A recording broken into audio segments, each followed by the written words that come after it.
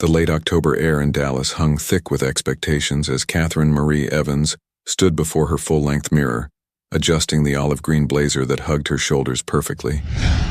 The annual Carter family dinner, a gathering where power players of Texas's elite circled like well-dressed sharks, awaited her arrival. She inhaled deeply, catching the familiar notes of Coco Mademoiselle that transported her, for just a moment, to memories of her mother's warm embraces.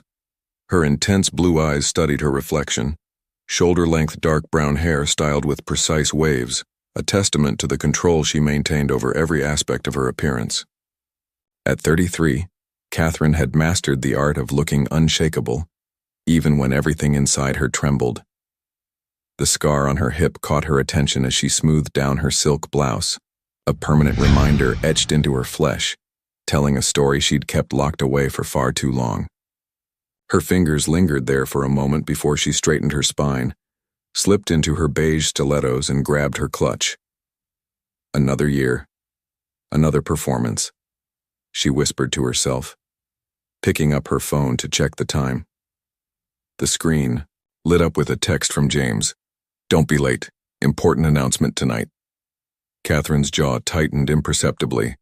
James Alexander Carter, her husband of 5 years, had been particularly meticulous about tonight's dinner, even by his exacting Capricorn standards.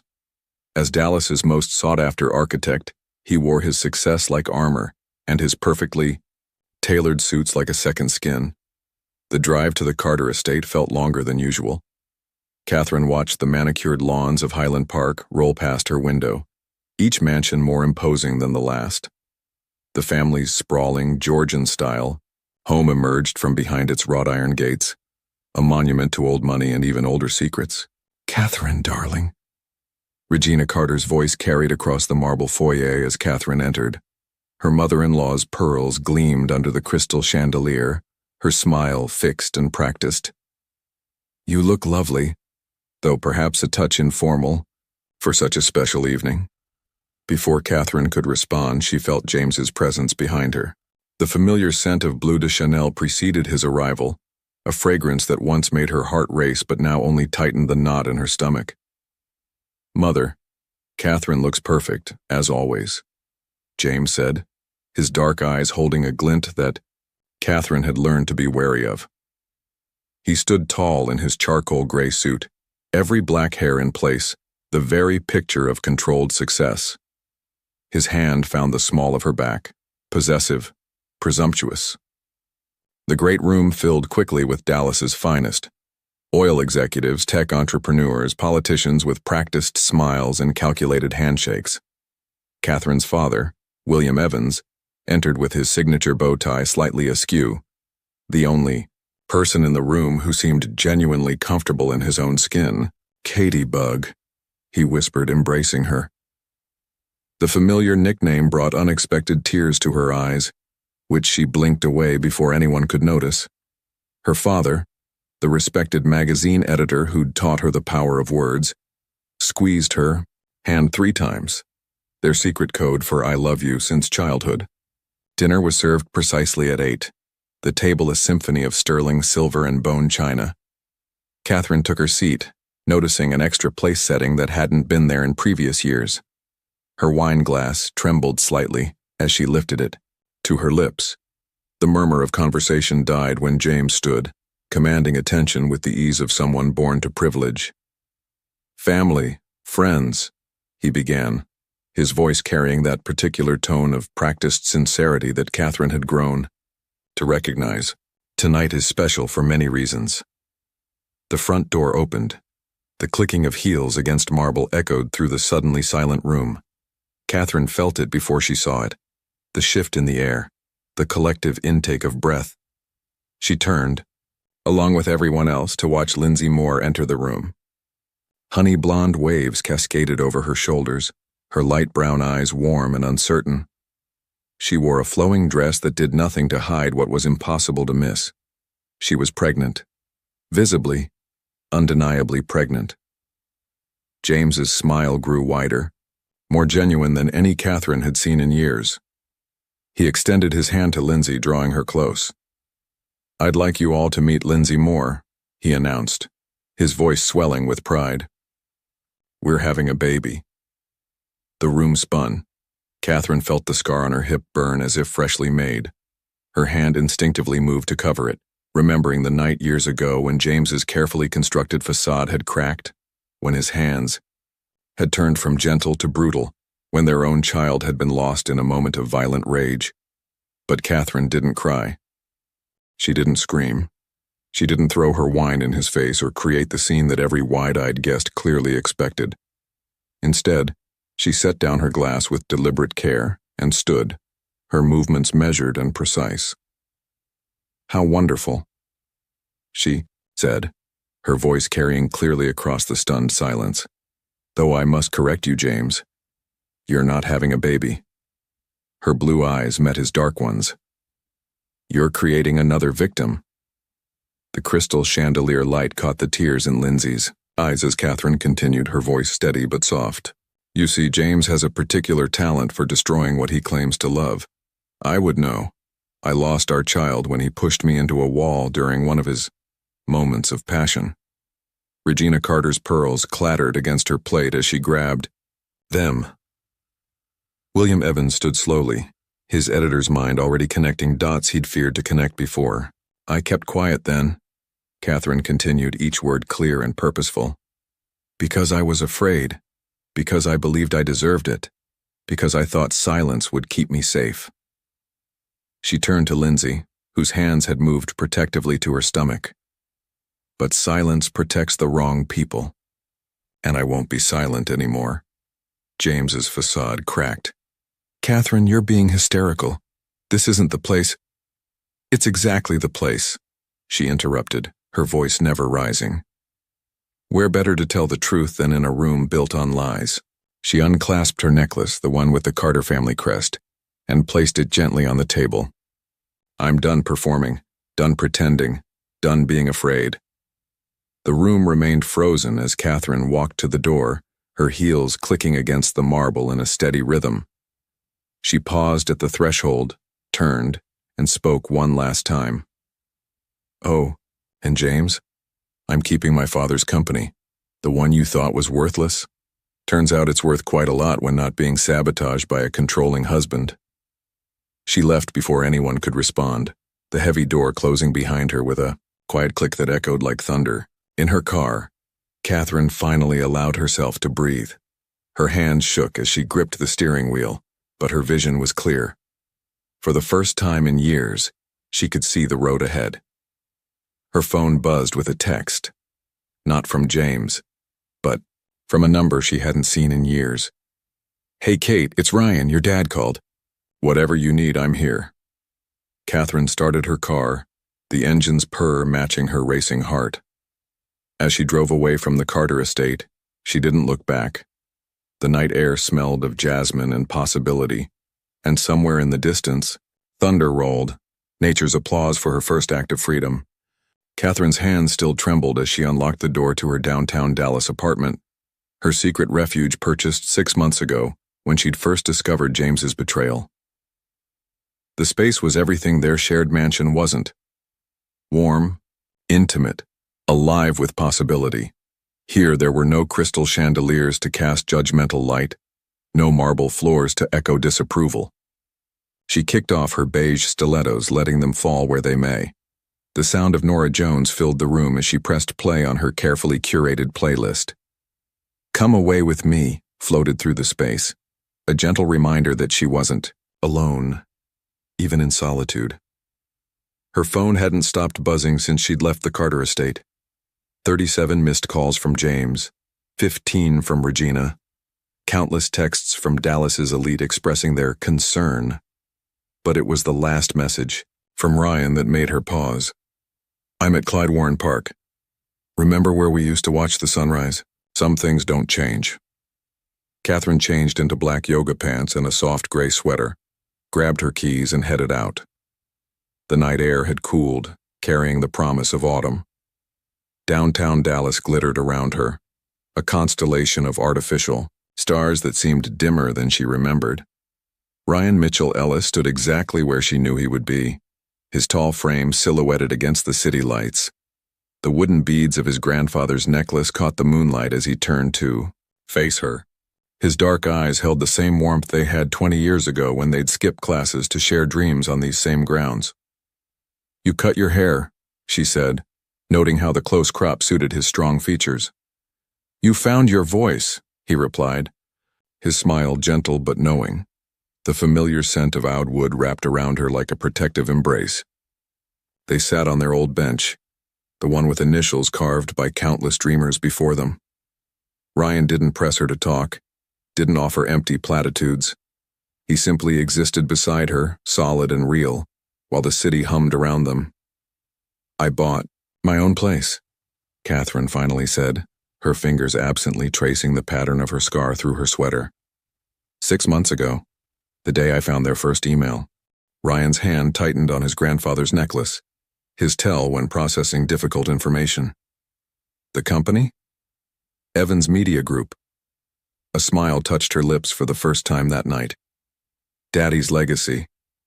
James thought it was worthless because print was dead. He never bothered to look at our digital analytics or our female engagement numbers. "Your father always said you were the future of that company," Ryan mused, his voice carrying the slow, thoughtful cadence that had made him such a successful therapist. "Even when you were 12, running around the office with ink-stained fingers." The memory sparked something in Catherine, a reminder of who she'd been before James had systematically dismantled her confidence. "We have 2 million unique monthly visitors to our website. Our podcast network reaches women in 47 countries." Her voice grew stronger with each word. James was so busy building glass towers, he never saw the empire growing right under his nose. A notification lit up both their phones simultaneously. James had made a public statement. Catherine's hand shook as she read it aloud. "My wife's emotional outburst at tonight's family dinner, while unfortunate, is a clear sign of her ongoing struggles. Catherine has always had difficulty accepting certain realities, and I ask for privacy as we help her through this difficult time." Ryan's jaw tightened, but his voice remained calm. "He's trying to control the narrative. He's trying to make me sound crazy." Catherine stood, energy coursing through her body. "Like he did after—" She stopped, her hand instinctively moving to her hip. "After you lost the baby," Ryan finished, softly. "Kate, why didn't you tell me?" The truth spilled out in the pre-dawn darkness. How James had gradually isolated her from friends and family. How he'd turned every success into a gift he'd granted her, every failure into proof of her inadequacy. How that night, when she'd confronted him about missing their baby's ultrasound appointment, he'd transformed into someone she didn't recognize. "I hit the wall so hard," she whispered, the words catching in her throat. "There was so much blood. He drove me to a private clinic, told everyone I'd had an accident, said I was emotional about losing the baby, that I needed time away from everyone to process properly." Her laugh was hollow. "I believed him. I actually believed I deserved it." Ryan's hands were steady as he reached for hers, grounding her in the present. "What changed?" "Lindsay's pregnancy test." Catherine's voice strengthened. "I found it in his jacket 6 months ago while planning his birthday party. The irony, right? Then I found their emails. He wrote to her the same ways he used to write to me, the same phrases, the same promises. It was like reading a script." She pulled out her phone, opened her notes app. "I started documenting everything. Every email, every bank transfer, every late-night meeting. But more importantly, I started documenting my own life. The life he made me forget I had." The sky was beginning to lighten, painting the Dallas skyline in shades of promise. Catherine stood, facing the sunrise. "I'm filing for divorce tomorrow. Not just that. I'm filing a complete financial audit of how he's been manipulating Evans Media Group's accounts. I have proof, Ryan. Years of it." "He'll fight back," Ryan warned, his therapist's insight cutting through the morning air. "Let him." Catherine's voice was steel wrapped in silk. "I'm not that scared girl anymore. I'm not alone." She turned, to face her oldest friend. "I have to ask, though, why did my father call you tonight?" Ryan's smile held a mix of sadness and pride. Because 20 years ago, I made him a promise. The night before you announced your engagement to James, your father found me on this very bench. He said, "That man will try to break her. When he does, be there to remind her that she was never meant to be contained." Tears filled Catherine's eyes, but they weren't tears of sadness. Daddy always did see clearer than the rest of us. As if summoned by their conversation, another text arrived, this one from Lindsay Moore. "We need to talk. There's something you should know about James. Something I found in his office." Catherine showed the message to Ryan, her hand steady now. "Well," she said, "looks like the script is about to change." The sun crested the horizon, casting long shadows behind them. Catherine Marie Evans stood in its light, feeling the warmth on her face. For the first time in years, she didn't try to make herself smaller, didn't apologize for taking up space. "I have a meeting with my editorial team at 9, she said, checking her watch. "We're launching a new series next month. Voices Unveiled. Real stories from women who've reclaimed their power." She turned to Ryan, her blue eyes clear and determined. "Want to get some coffee first? I know a place that makes bacon, mac, and cheese for breakfast. If I remember correctly, that's still your weakness." Ryan's laugh was warm and genuine. "Some things really don't change, Kate." As they walked toward the morning light, Catherine felt the weight of the past beginning to lift. There would be battles ahead, legal, emotional, public, but for the first time in years, she wasn't fighting alone. The scar on her hip seemed to pulse with a new rhythm, no longer a reminder of what she'd lost, but a testament to what she'd survived. The city was waking up around them, and with it, Catherine Marie Evans was waking up too. The Evans Media Group office buzzed with nervous energy as Catherine strode through the glass doors. Her team tried to hide their furtive glances, but she could feel the weight of their curiosity. News traveled fast in Dallas, especially when it involved the city's elite. She'd chosen a deep navy pantsuit today, armor for the battles ahead. "Morning, Ms. Evans." Her assistant, Michael Chen, fell into step beside her, tablet in hand. "Your father's in your office. Also, the Dallas Morning Herald wants a statement, and Mr. Carter's lawyers have called 3 times. Catherine kept walking, her stride purposeful. "Send the Herald our press release about the digital expansion, and tell James's lawyers I'll be available when my counsel is present." She paused at her office door. "And Michael, it's Catherine, just Catherine." William Evans stood at the floor-to-ceiling windows, his bow tie as charmingly askew as ever. He turned as she entered, his eyes filled with a father's pain and pride. "I should have seen it," he said simply. Catherine crossed the room and straightened his bow tie, just as she had countless times before. "You did see it, Daddy. You called Ryan." Her father's weathered hands caught hers. "I failed you, Katie Bug. I handed you and this company over to a man who—" "No." Catherine's voice was firm. "You didn't fail me. James fooled everyone. Well, almost everyone." She managed a small smile. "You were clever enough to have a backup plan named Ryan Mitchell Ellis." A knock at the door interrupted their moment. Michael's face appeared, unusually serious. "Lindsay Moore is here. She's asking to see you." Catherine exchanged a glance with her father. "Show her in." Lindsay entered, looking both younger and more vulnerable than she had at the dinner. Her honey blonde waves were pulled back in a simple ponytail, and she wore a flowing dress that emphasized her pregnancy. The Scent of Daisy by Marc Jacobs hung delicately in the air. "I'll give you two some privacy," William said, squeezing Catherine's shoulder as he left. Silence stretched between the two women. Catherine noticed Lindsay's fingers worrying the hem of her dress, a nervous habit she recognized from her own past. "I didn't know," Lindsay finally said, her voice barely above a whisper. "About the baby. About what he did to you. I swear, I didn't know."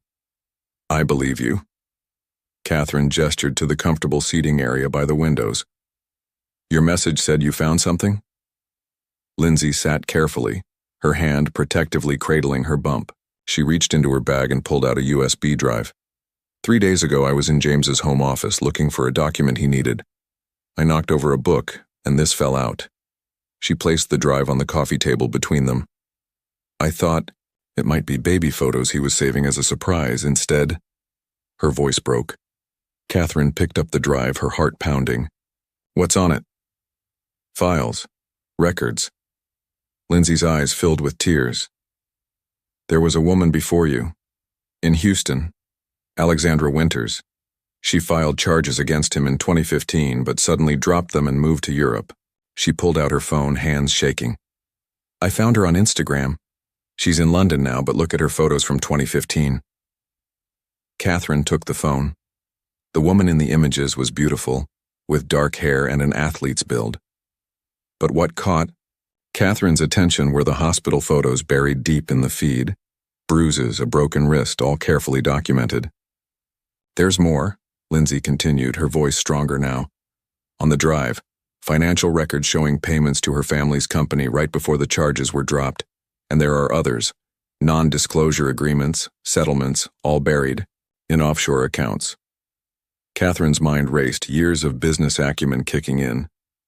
The same accounts he's been using to siphon money from Evans Media Group. He doesn't know I found it. Lindsay's hand went to her stomach again. When I saw those files, I started watching him more carefully. The way he talks to me when we're alone, the way his temper flares. Her voice caught. Yesterday he grabbed my arm because I mentioned wanting to keep my own apartment. It didn't hurt, but his eyes, they were so cold. Catherine felt a familiar chill, like you were looking at a stranger. I can't let my baby. Lindsay struggled to find the words. I won't let my child grow up thinking that's what love looks like. Standing, Catherine walked to her desk and pressed the intercom. Michael, could you come in, please? When her assistant appeared, she handed him the USB drive. Get this to our legal team and Ryan Ellis immediately. Tell them to start with the files marked 2015. After Michael left, Catherine turned back to Lindsay. Do you have somewhere safe to stay? My friend's guest house in Plano. James doesn't know about her. Lindsay's attempt at a smile faltered. I never thought I'd be grateful for keeping secrets from him.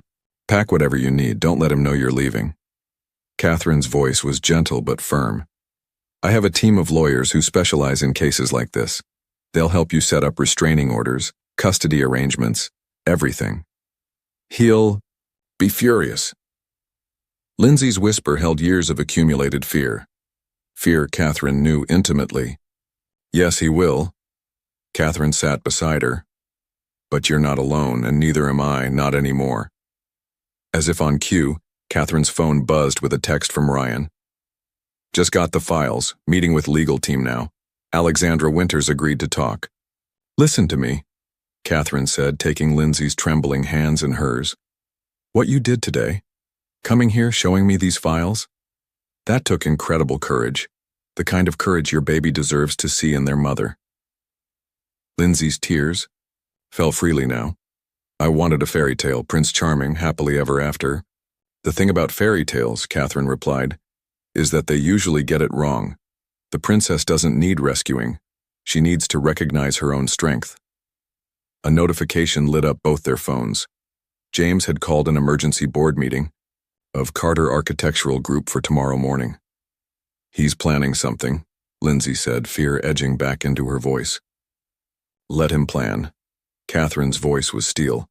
We have the truth, and tomorrow Alexandra Winters lands at DFW International. She looked at her phone again, at Ryan's message promising that their legal team was already building an ironclad case. James thought he could bury his past. Instead, he just gave us the shovel to dig it up.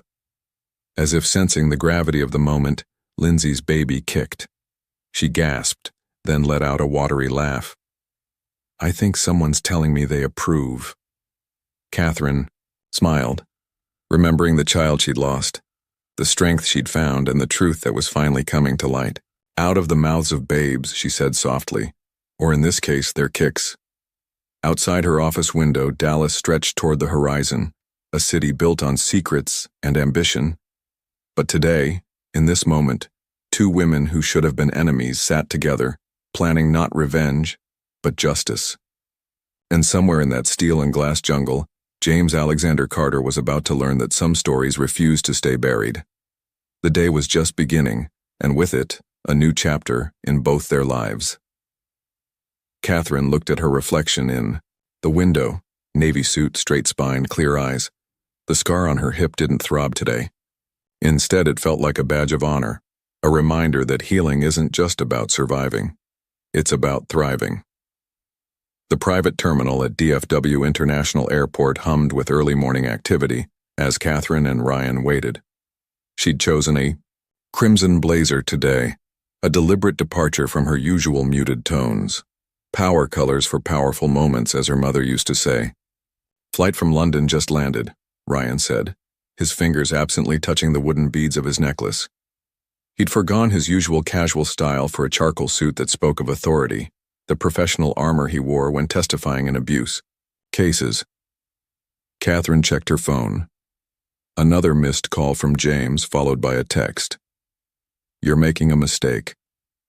Think about what you're throwing away." She showed it to Ryan, who frowned. Classic manipulation, he observed, his therapist's insight cutting through the pretense. He's still trying to make this about what you're losing, not what you're gaining. Before Catherine could respond, the terminal doors opened. Alexandra Winters walked through, her athletic frame carrying an athlete's grace despite obvious exhaustion. Dark hair pulled back in a sleek ponytail, designer workout gear that spoke of both comfort and status. She looked exactly like her Instagram photos, except for her eyes. Those held a weight Catherine recognized all too well. Catherine Evans? Alexandra's British accent had a slight tremor. "I wish we were meeting under different circumstances."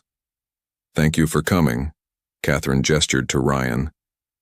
"This is Dr. Ryan Ellis, the therapist I mentioned." Alexandra nodded, then pulled out her phone.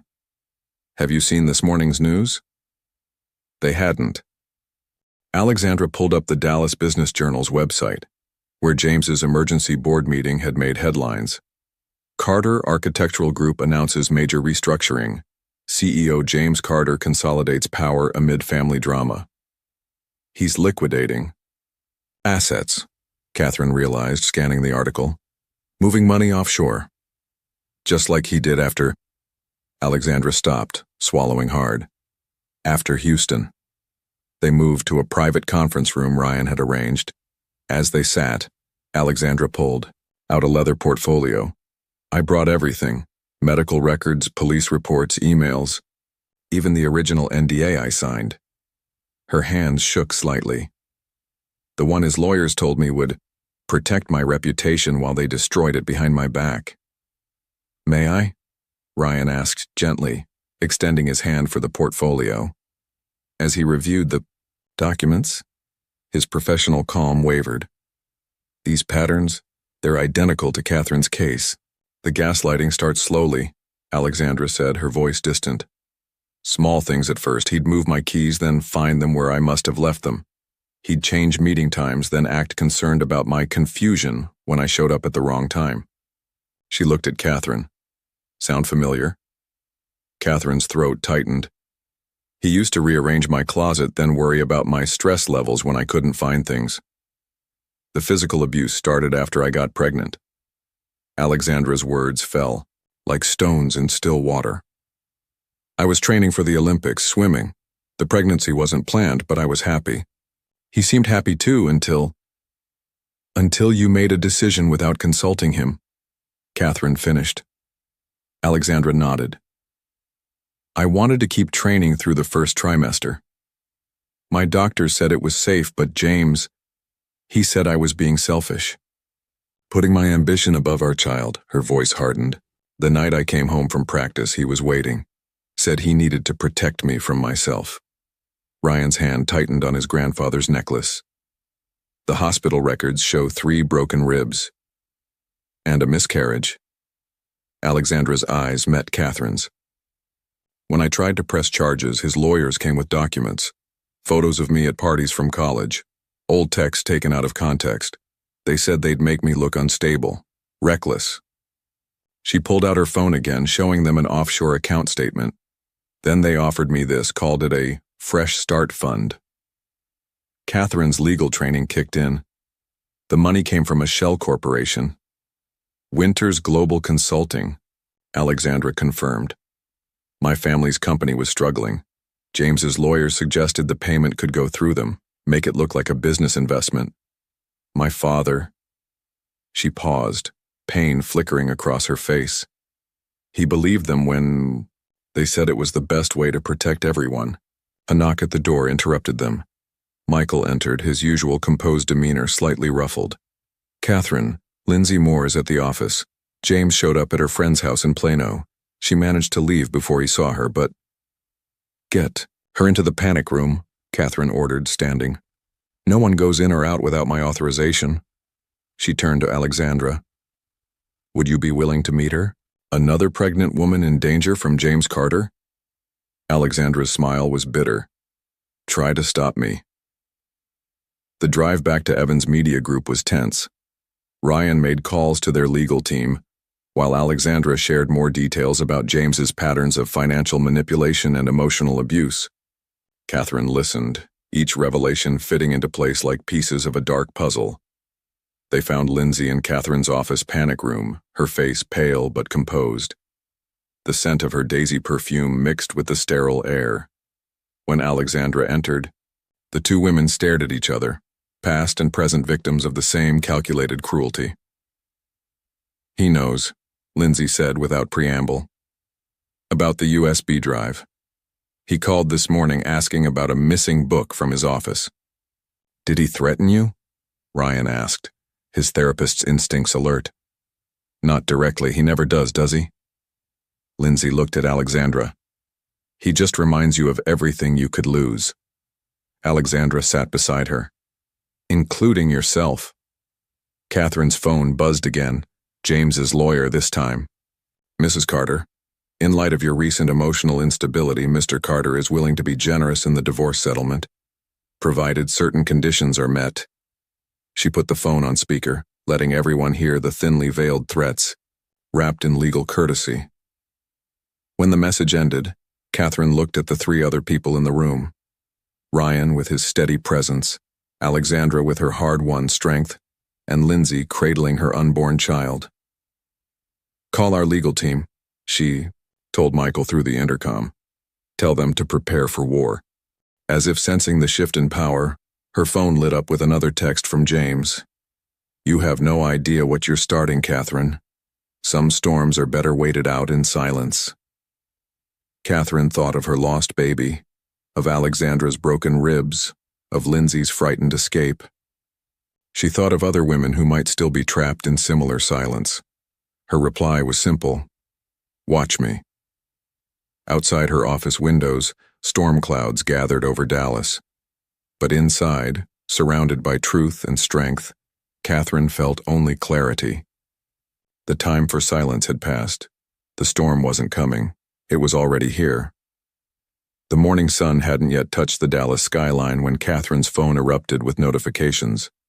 She was already awake, dressed in a powder blue suit that belied her steel resolve, watching dawn break over the city from her apartment's balcony.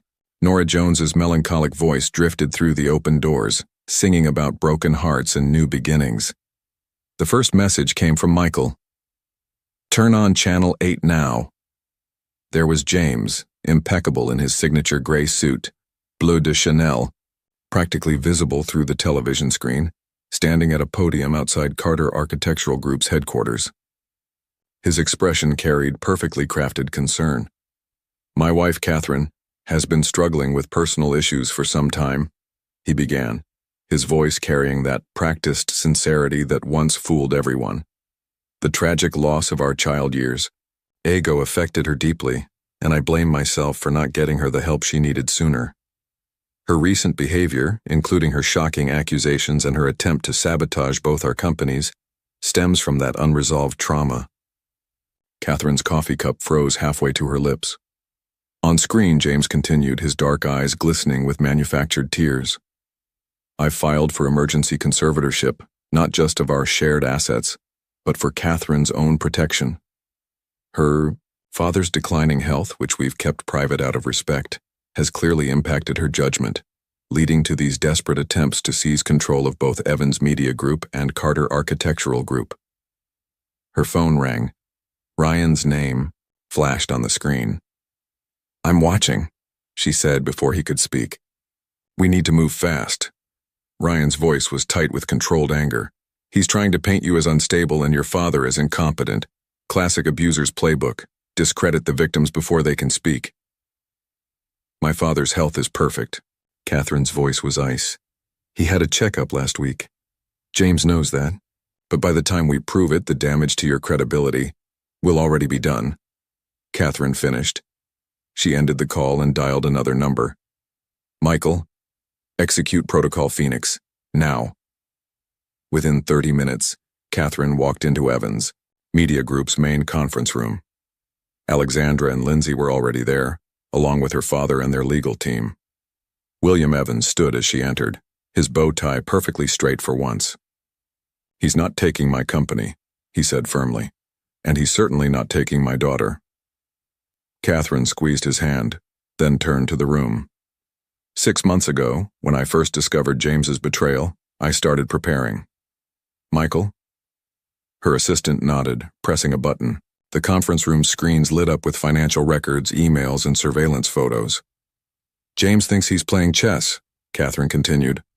"But he forgot who taught me to play. Daddy, would you like to explain why you've been appearing? Confused at board meetings lately?" William Evans smiled, the same smile he'd worn when teaching Catherine to read company balance sheets at age 12. "Every time James or his associates were present, I played the doddering old man. Forgot names, asked repetitive questions, signed whatever they put in front of me." Meanwhile, Catherine pressed another button.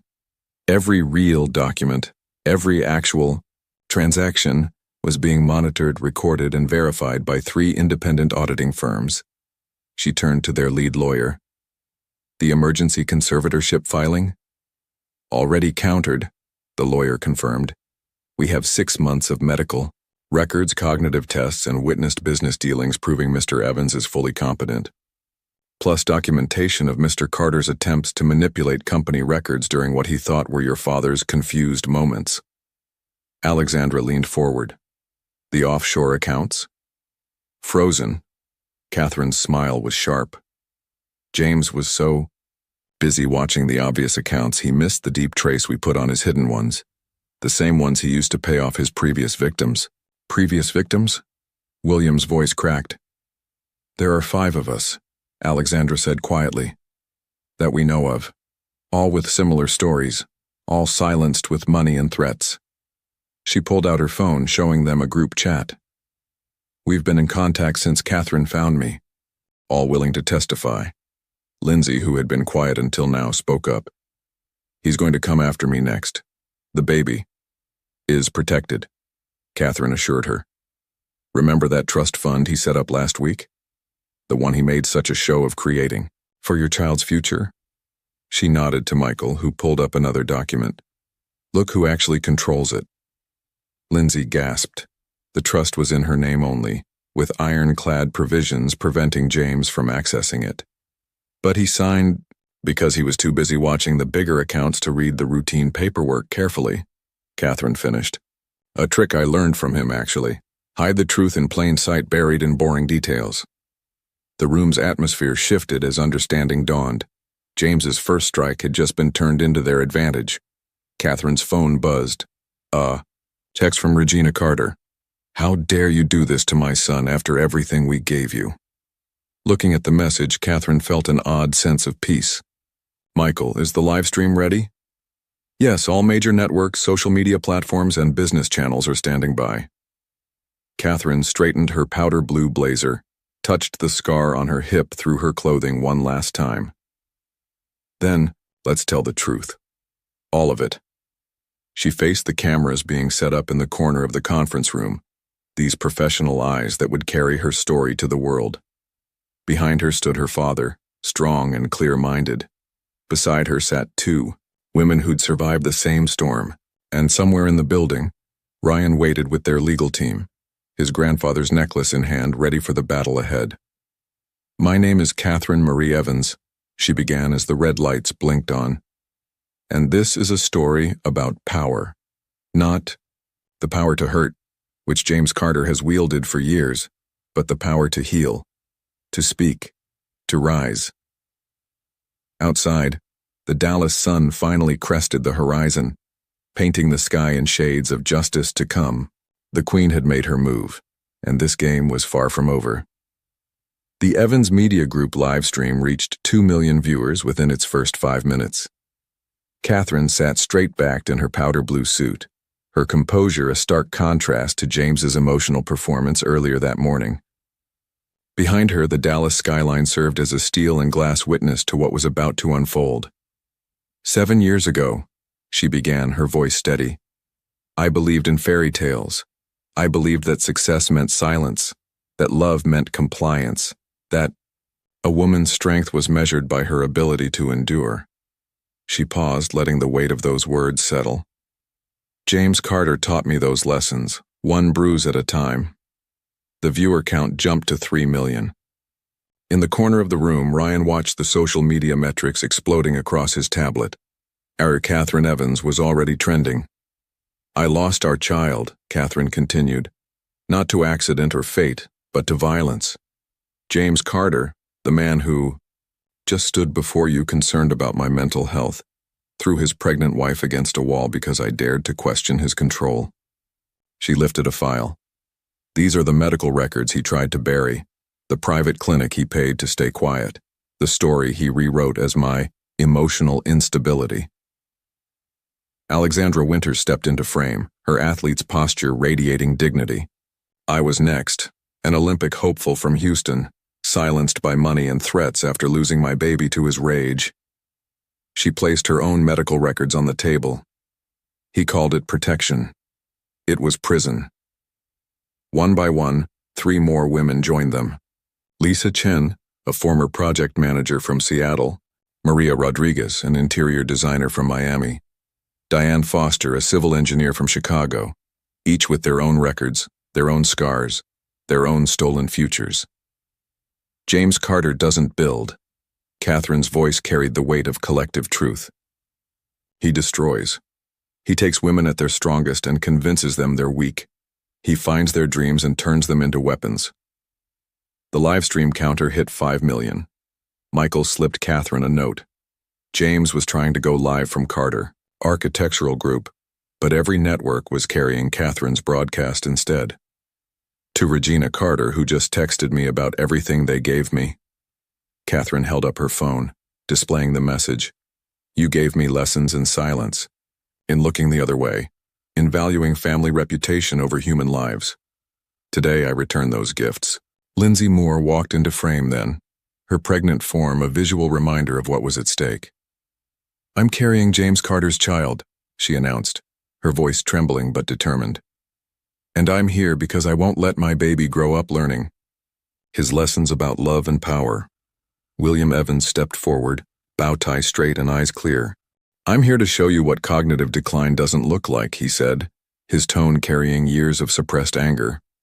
While pretending to fade, I watched James Carter attempt to dismantle my company, gaslight my daughter, and perpetuate a cycle of abuse that ends today. Catherine opened another file. These are the offshore accounts James used to silence his victims, the shell companies he created to hide the money, the pattern of financial abuse that paralleled the physical. She looked directly into the camera, and this is the evidence of how he tried to sabotage Evans Media Group when he thought my father was failing. 7 million viewers now. Social media was erupting. The hashtag had evolved. Believe Catherine Dyer Carter crimes, silence breakers. But this isn't just about James Carter, Catherine continued, her voice softening.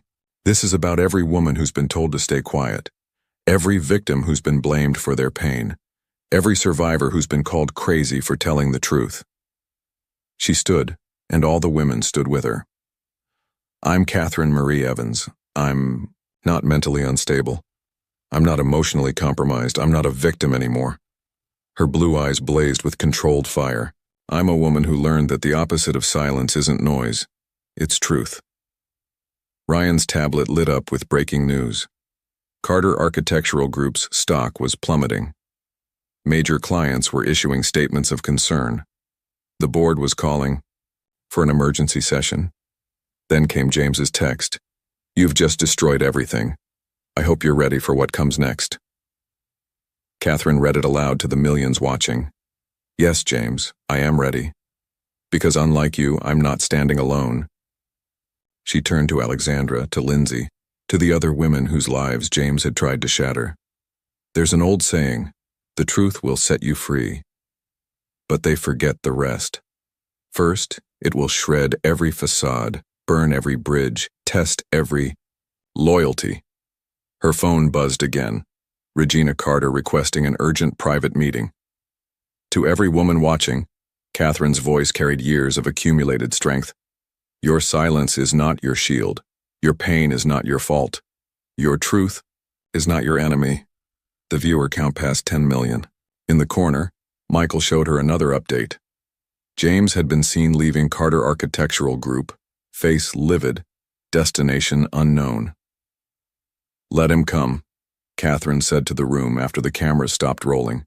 "Every move he makes now will only prove us right." Ryan approached, his therapist's insight cutting through the adrenaline of the moment. "He's most dangerous now. Cornered predators usually are." "I know," Catherine touched her scar through her suit. "That's why we're not finished, Alexandra." The former swimmer nodded, pulling out her phone. "The others are ready.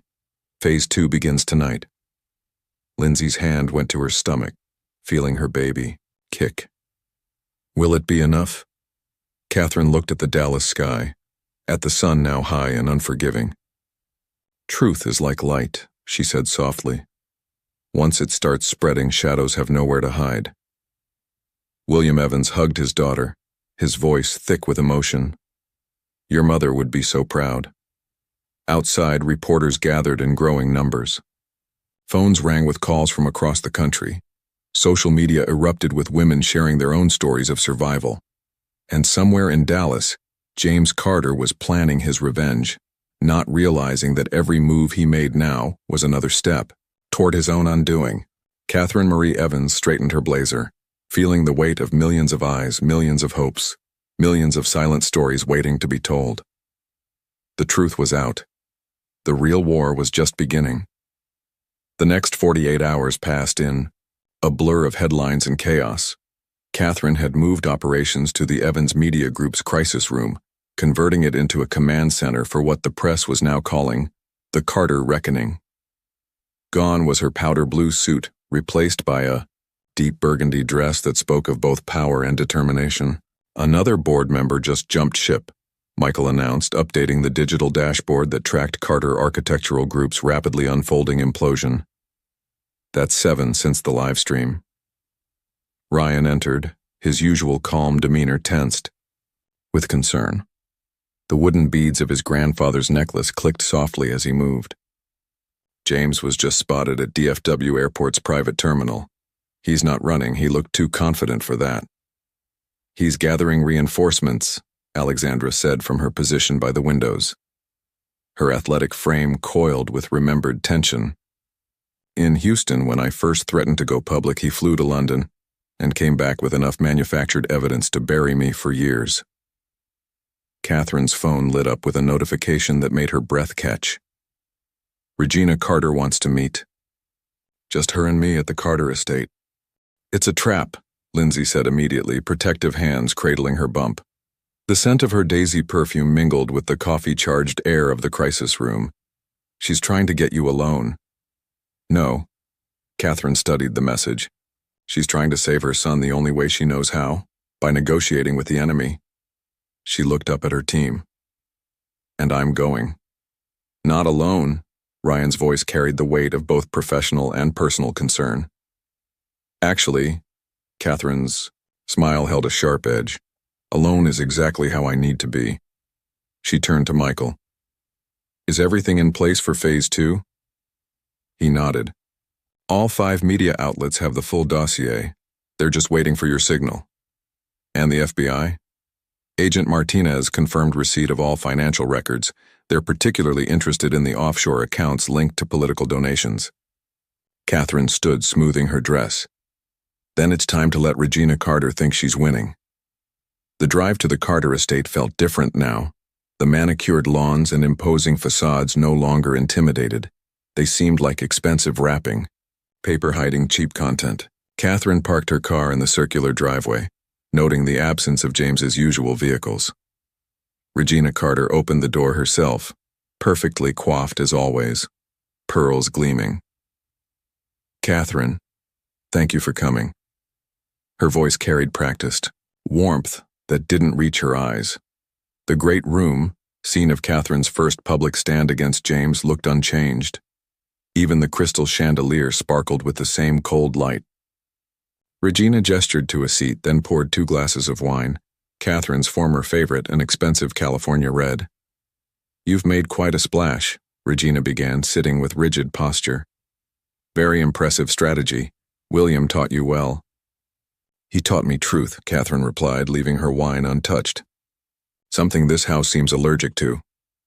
"Truth is relative, dear." Regina's smile was razor thin. "What matters is survival, and right now, you're threatening not just James's survival, but the legacy of 2 prominent families." "No, Regina. I'm threatening James's ability to hurt more women. There's a difference." Regina's facade cracked slightly. "He's my son. And I was your daughter-in-law. Lindsay carries your grandchild. Alexandra could have given you another. How many daughters do you need to sacrifice for your son?" The older woman's hand trembled slightly as she reached for her pearls. "We can make this go away. Name your price. The company, the house, whatever you want." Catherine leaned forward. "You know what's interesting? That's exactly what James said to Alexandra. To Lisa, to Maria, to Diane. The same script, the same offer, the same assumption that every woman has a price for her silence." "Everyone has a price," Regina insisted. "Check your phone." Regina frowned but complied. Her perfectly maintained composure shattered as she read the breaking news. "FBI launches investigation into Carter Architectural Group. Political donations under scrutiny." "That's just the beginning," Catherine said quietly. "In about an hour, 5 major news outlets will release detailed investigations into James's pattern of abuse, financial fraud, and political manipulation. The evidence doesn't just implicate him, Regina. It implicates everyone who helped him, everyone who knew." "You can't." "I already have." Catherine stood. "But that's not why I came here. I came to give you one chance to save yourself. Tell me where James went, what he's planning. Help me stop him before he hurts anyone else." Regina's face went through a complex series of emotions before settling into something like defeat. "London," she whispered. "He went to London to meet with Augustus Blackwood." Catherine's blood ran cold. Augustus Blackwood, the media mogul known for destroying reputations and burying scandals. The man who'd helped craft the narrative that forced Alexandra into exile. "You need to run," Regina added, her voice suddenly urgent. "James, he's not well. When he left here, he was...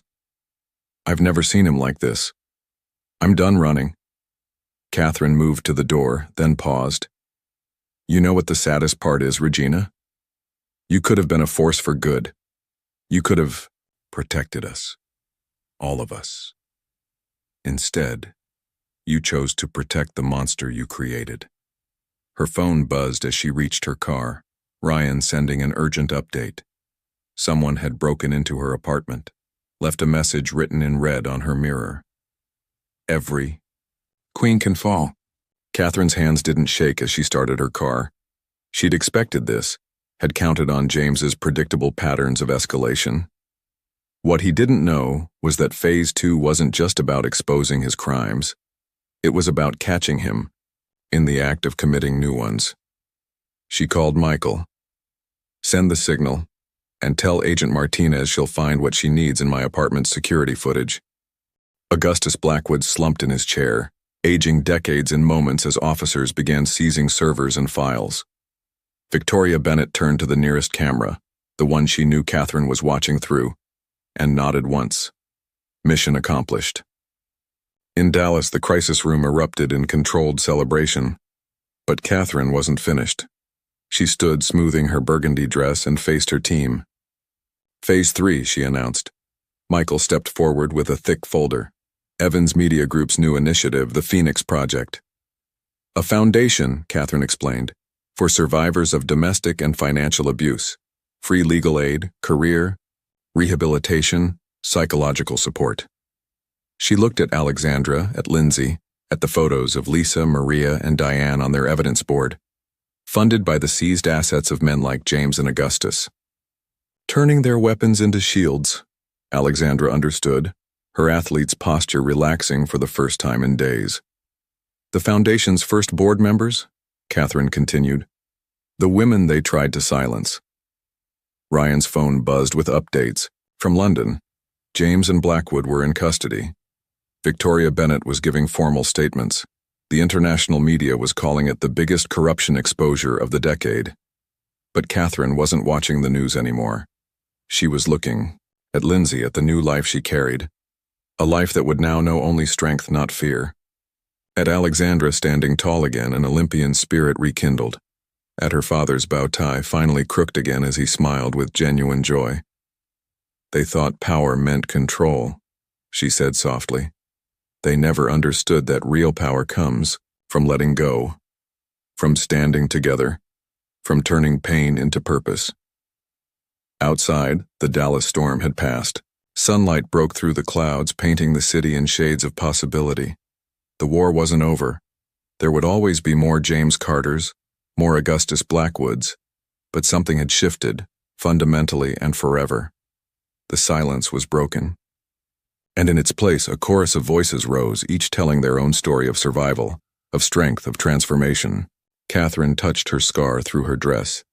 It no longer felt like a wound or even a compass. It felt like a beginning. 3 months after James Carter's arrest in London, Catherine stood in the newly renovated lobby of Evans Media Group. The space had been transformed, much like its owner. Gone were the cold modernist touches James had insisted upon. In their place, warm woods and living walls created an atmosphere of growth and healing. She wore emerald green today, a color she'd never dared wear during her marriage. Her shoulder-length, dark brown hair was styled in loose waves, and for the first time in years, she wore her mother's vintage perfume without feeling like she was hiding behind it. The first residents arrive tomorrow, Michael said, handing her the latest report. The Carter estate, seized in the international investigation, had been converted into the Phoenix House, a sanctuary for survivors of domestic abuse. Regina, Carter's prized roses, still bloomed in the garden, though now they surrounded meditation spaces and healing circles rather than society parties. How many? Catherine asked, though she knew the answer.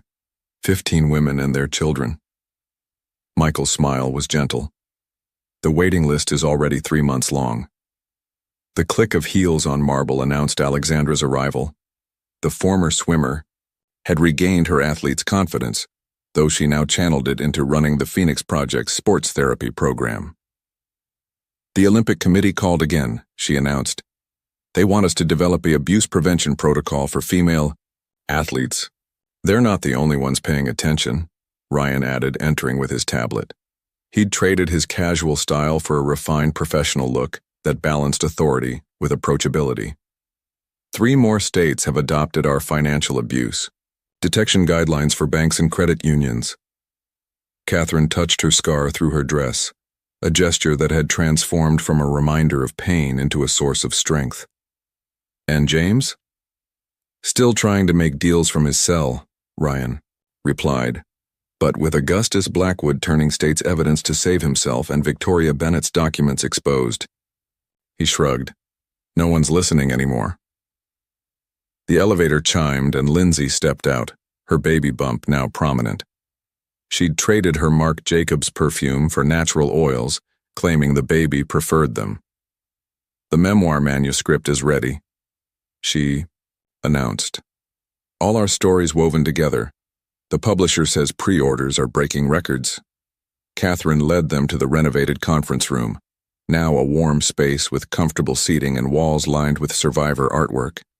They gathered, around the table where just months ago they'd planned their revolution. I had a dream last night, Catherine began, her voice soft but steady. I was back in that hospital room after losing the baby. But this time, I wasn't alone. I saw all of us. Every woman who's ever been told to stay quiet, to stay small, to stay afraid. We were holding hands, forming this unbreakable circle. She pulled out her phone, showing them the latest message from Victoria Bennett. Paris office secured. European expansion of Phoenix project approved. When do you want to start? It's really happening, Alexandra breathed. We're really changing things.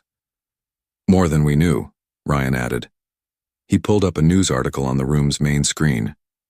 Carter Architectural Group's former clients launch industry-wide abuse prevention initiative. Lindsay's hands cradled her bump. I used to worry about raising a child alone, she admitted. Now I realize they'll have 100 aunts, 1,000 sisters, a whole army of strong women showing them what real love looks like. A notification, pinged. Regina Carter had sent an email. Catherine opened it, reading aloud. I'm selling my remaining properties. The money is yours to help more women. I should have protected you all. I'm learning to live with that failure and to support the success you've built from it. Redemption comes in many forms, Ryan observed, his therapist's insight gentle. Catherine stood, walking to the windows. The Dallas skyline stretched before her, no longer a landscape of power plays and pretense, but a horizon of possibility. Her father had been right all those years ago. She was the future of Evans Media Group, just not in the way anyone had expected. You know what I learned? She said, turning back to her team, her family. Abuse thrives in isolation, but healing multiplies in connection. Every woman who breaks free helps another find her voice. Every story told lights the way for someone still in darkness. Like a phoenix, Alexandra smiled, understanding. No, Catherine corrected gently, like 1,000 phoenixes rising together. A message lit up her phone. The FBI had just raided another firm connected to Augustus Blackwood's network. More secrets coming to light, more voices being freed. Outside, the Texas sun painted the city gold, catching the edges of buildings James had designed. But they weren't monuments to his power anymore. They were reminders that everything could be transformed, repurposed, reborn. Tomorrow, Catherine said, 15 women will wake up in a house built on broken silence. They'll walk in gardens watered with tears, sleep in rooms where power once lived, and begin to write their own stories. She touched her scar, feeling its familiar ridge through her emerald dress.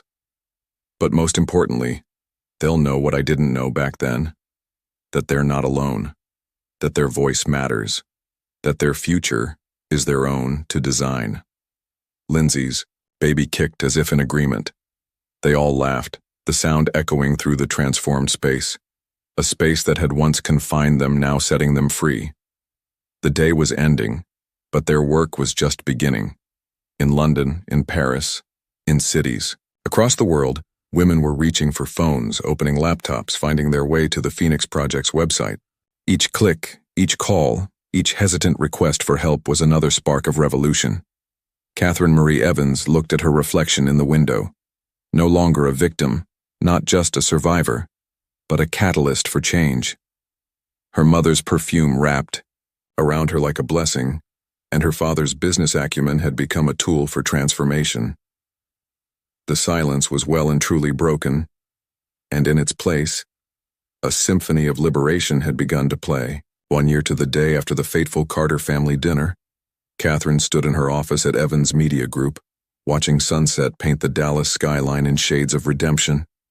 She wore a silver dress that caught the light like armor, her mother's, Coco Mademoiselle perfume now mixed with her own chosen scent, a custom blend of strength and softness. The day's headlines scrolled across her desk screen. James Carter, sentenced to 20 years. Phoenix Project opens 15th International. Location: Victoria Bennett appointed CEO of Reformed Blackwood Media. But it was the small notification on her phone that made her pause. A reminder for tonight's gathering. Not a society dinner this time, but a celebration of life. The soft knock at her door could only be Ryan. He'd traded his therapist's office for a position as the Phoenix Project's director of mental health, though he still wore his grandfather's necklace like a talisman. "Ready?" he asked, his dark eyes warm with understanding. "Almost." Catherine touched the scar on her hip, now a medal of honor rather than a mark of shame. "Just remembering." They drove to the transformed Carter estate, now the Phoenix House, its gates open wide in welcome rather than exclusion. The Dallas sky had turned the color of bruises, a storm rolling in from the east. Catherine drove toward it, heading back to Evans Media Group where her team waited. Her scar tingled with phantom pain, but it no longer felt like a wound. It felt like a compass, pointing her toward justice. James had gone to London to find his fixer, but Catherine had already been there months ago, laying groundwork he couldn't imagine. Augustus Blackwood's own victims were ready to speak. The storm was coming. And this time she wasn't just prepared for it, she was the storm. London's grey morning spilled through the floor-to-ceiling windows of the Blackwood Media headquarters. Augustus Blackwood, a man whose silver hair matched his steel reputation, studied the array of screens before him. Each displayed a different angle of Catherine Evans's story as it blazed across continents. "She's better than we expected," he admitted, his British accent clipped with annoyance. Across from him, James Carter paced like a caged animal, his usually immaculate appearance showing signs of strain. His Bleu de Chanel cologne couldn't mask the scent of desperation. "I don't pay you to admire her," James snapped. "I pay you to destroy her." "Like you destroyed me?" A new voice entered the conversation. Both men turned to find Victoria Bennett in the doorway, her elegant figure silhouetted against the London skyline. As Blackwood's former protege and top crisis manager, she'd buried more scandals than most people had lived through. "Victoria," Blackwood's voice carried a warning. "This is a private meeting." "Not anymore." She stepped into the room, her heels clicking purposefully on the marble floor. "Did you really think Catherine Evans came to London 3 months ago for shopping?" Her smile was razor sharp. "She came to find me." Back in Dallas, Catherine sat in the Evans Media Group conference room, watching the scene unfold through a secure video feed. Ryan stood behind her, his grandfather's necklace wrapped around his fingers like a talisman. "Victoria was the key," Catherine explained to the room. "Every fixer has their own fixer. Every puppet master has their own strings." On screen, Victoria placed a USB drive on Blackwood's desk. 15 years of buried stories. Not just James's victims, everyone's. Every powerful man you protected, every woman you silenced, every crime you covered with money and threats. "You signed an NDA," Blackwood growled, "which became void the moment you asked me to fabricate evidence against Catherine Evans." Victoria's smile grew. "That's still illegal last time I checked." James lunged for the USB drive, but Victoria was faster. She stepped back, pressing a button on her phone. The screens around them suddenly filled with new headlines. Blackwood Media Empire built on buried crimes. International investigation into corporate cover-ups. Victoria Bennett reveals decades of systematic abuse. "It's already out," she said calmly. "Every major news outlet in Europe and Asia, the ones you don't control." In Dallas, Alexandra Winters let out a long breath. The London playbook. He always went to London when he needed to rewrite history. "Not this time," Catherine said softly, watching James's face contort with rage on the screen. The scene in London exploded into chaos. James grabbed Victoria's arm, the same possessive grab that had preceded violence so many times before. But Victoria didn't flinch. "I wouldn't," she said calmly. "The Metropolitan Police are already on their way. Something about international financial fraud and conspiracy to commit witness tampering." James released her, turning to Blackwood. "Do something." But the media mogul was staring at his phone, watching his empire crumble in real time. Board members were resigning. Shares were plummeting and decades of buried secrets were rising to the surface. In Dallas, Lindsay touched her stomach, feeling her baby kick. "He looks so small now," she whispered. "Without his power, without his lies.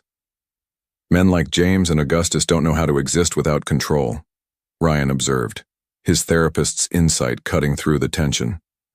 When they lose it, they either break or become desperate.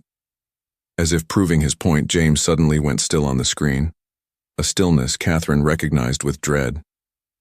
"If I'm going down," he said quietly, reaching into his jacket, "I'm not going alone." The gun gleamed under London's gray light, but Catherine was already moving. "Now," she commanded into her phone. On screen, the office doors burst open. Metropolitan Police flooded in, followed by Interpol agents. They'd been waiting, watching, gathering evidence of their own. James's last power play dissolved as his wrists met handcuffs. His carefully styled hair fell into his eyes as he was led away, shouting threats that no one would ever take seriously again. The gardens that had once hosted political power plays now bloomed with healing herbs and meditation spaces. Regina's prized roses had been joined by wildflowers, beauty untamed. Inside, the great room where Catherine had first broken her silence now held a different kind of gathering. Alexandra Winters, fresh from coaching the Olympic women's swim team, stood chatting with Victoria Bennett, who'd flown in from London. Lindsay sat in a comfortable chair, her 2-month-old daughter Aria sleeping peacefully in her arms. William Evans, bow tie charmingly askew as always, was deep in conversation with a group of Phoenix House residents, women who'd found their voices and were now helping others find theirs. The crystal chandelier that had once cast judgmental light now sparkled with promise. "A year ago," Catherine began, addressing the room, "I stood in this spot and chose truth over silence. What I didn't know then was that truth isn't just a moment. It's a movement." She gestured to the walls now covered with artwork created by survivors. In the past year, the Phoenix Project has helped over 3,000 women escape abuse. We've changed banking laws in 12 countries to better detect financial control. We've created corporate guidelines that are becoming industry standards. Alexandra stepped forward. And we're just getting started. The Olympic Committee's new protocols have already identified and prevented 20 cases of potential abuse. Blackwood Media's transformation is proving that ethical journalism can be profitable, Victoria added, her British accent carrying notes of pride. "We're investigating abusers instead of protecting them." Lindsay stood carefully, cradling Aria. "And our stories, all of our stories, are being taught in law schools, medical schools, anywhere people need to understand that abuse isn't about violence, it's about power." "Speaking of power," Ryan interjected gently, "there's someone here. To see you, Catherine." The room parted to reveal Regina Carter. She'd aged years and months, her pearls replaced by a simple silver necklace. "I've been in therapy," she said without preamble, "learning why I protected him, why I chose power over love, silence over truth." She held out an envelope. "This is the last of it. Everything I own, transferred to the Phoenix Project." Catherine took the envelope but set it aside, taking Regina's trembling hands instead. "The greatest gift you can give us isn't money. It's breaking the cycle, showing other mothers that it's never too late to choose differently." Baby Aria chose that moment to wake, her tiny cry echoing through the room. But it wasn't a cry of distress. It was the sound of new life, unfettered by fear. "That's what this is all about," Catherine continued, moving to the center of the room. "Not just healing past wounds, but preventing future ones. Not just surviving, but showing others how to thrive." She touched her scar through her silver dress. "A year ago, I thought this mark was my weakness. Now I know it's my strength. Every woman here carries similar scars, visible or invisible. But together we're turning them into maps that lead others to freedom." William Evans stepped forward, tears in his eyes. "Your mother would be so proud, Katie Bug." "She is proud." Catherine smiled. "I feel her in every woman we help, every story we tell, every life we change." The sun had fully set now, but the room glowed with its own light, the light of transformation, of community, of power reclaimed and redirected. Ryan moved to stand beside Catherine, his presence steady as always. "Tell them about tomorrow," he encouraged. "Tomorrow," Catherine announced, "we launch the Evans Phoenix Fellowship, a fully funded program to help survivors become lawyers, counselors, business leaders, whatever they dream of being. Because breaking free is just the beginning. The real victory is in building the life you choose." Alexandra raised her glass. "To choices." "To voices," Lindsay added, Aria cooing, in harmony. "To triumph," Victoria contributed from across the room. "To truth," Regina whispered, years of regret and redemption in her voice. "To all of us," Catherine concluded, looking around at this unlikely family forged in fire and reformed in love. "To every woman who's ever felt alone in the dark, you're not alone anymore, you never were." Outside, the Dallas night sparkled with possibility.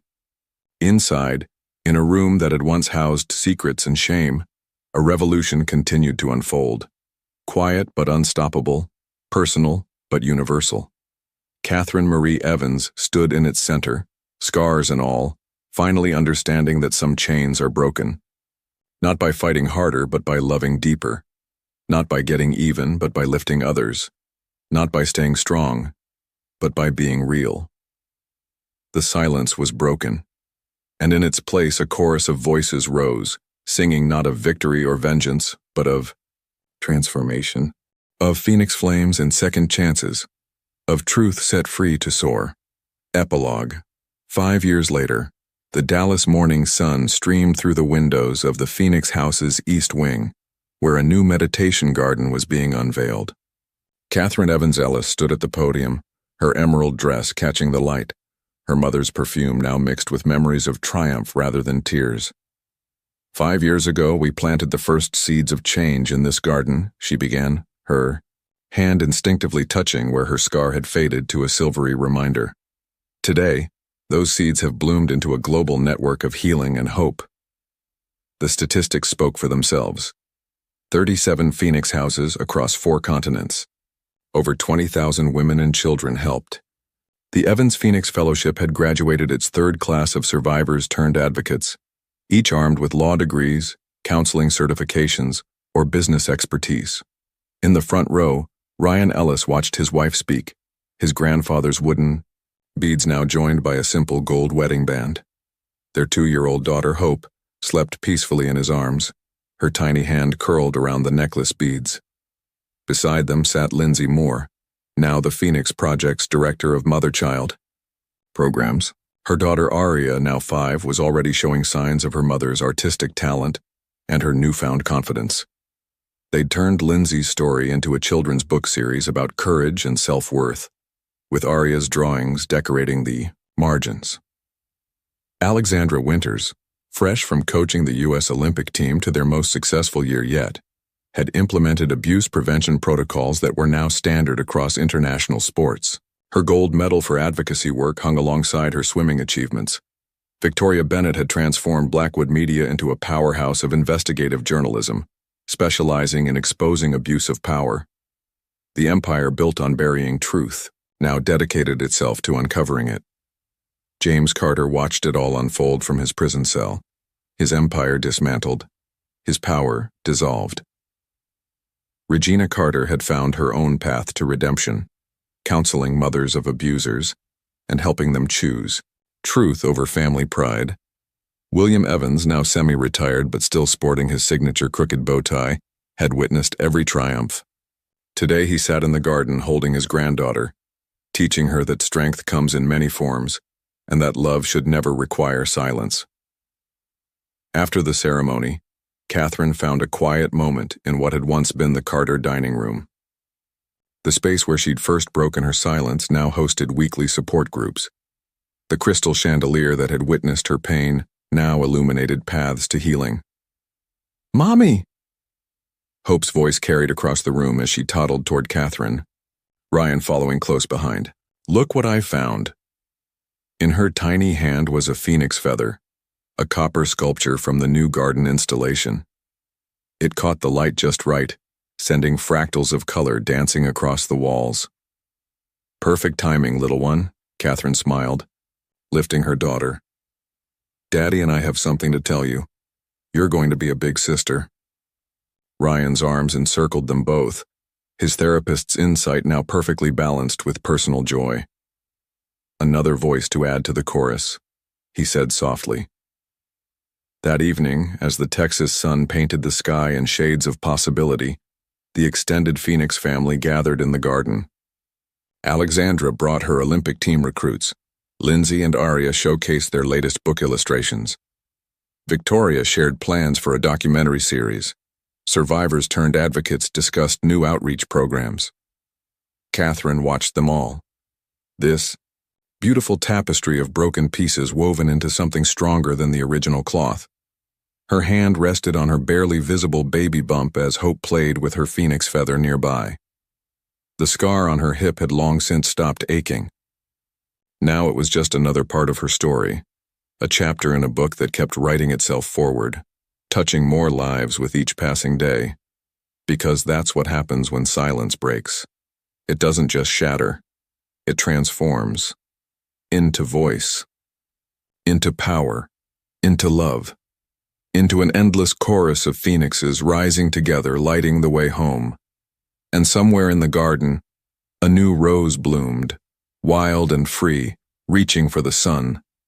If you could go back in time and talk to your past self, who was in an abusive relationship, or to someone you know who went through it, what words of strength and hope would you share? What signs do you wish you had recognized earlier? Your participation in the channel is very important. Please leave your opinion in the comments. Thank you for watching. If you enjoyed the story, please subscribe to our channel and leave a comment below letting us know what you thought. Your feedback and support mean a lot to us. Stay tuned for more exciting stories.